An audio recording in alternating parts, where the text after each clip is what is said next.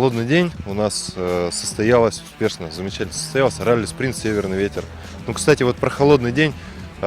Само по себе название, это ралли уже традиционное, оно стало родоначальником у нас здешнего ралли-спринта.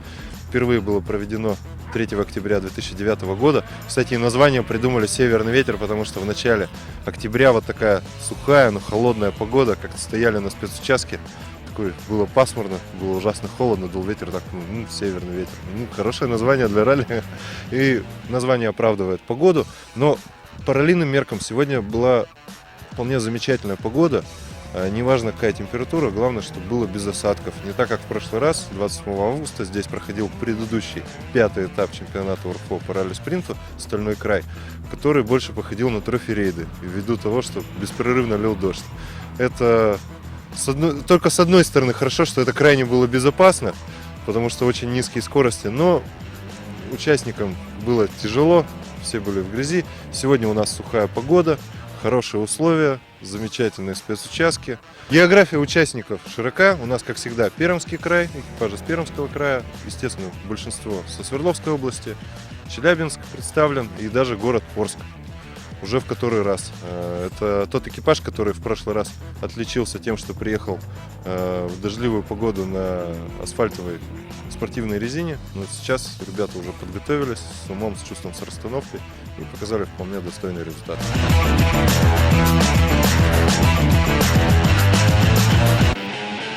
21 экипаж подал заявку, сегодня они все и участвовали. Из общего числа подавших заявку не доехало где-то процентов, по-моему, 10, то есть 2 или 3 экипажа.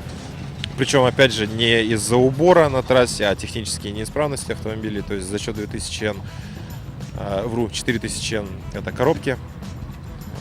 Потом у кого-то с электрикой была проблема. Ну так, в принципе, по-серьезному никто нигде не прибрался, не завис однозначно.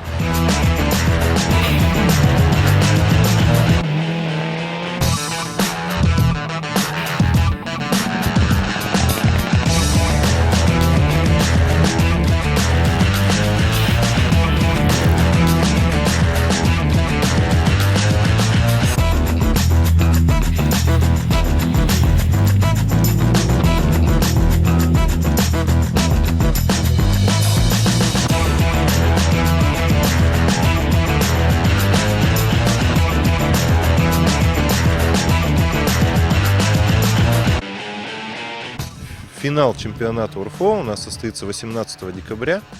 За основу будет взят также Березовский городской округ. Но в зависимости от погоды, возможно, уже некоторые спецучастки будут располагаться на льду.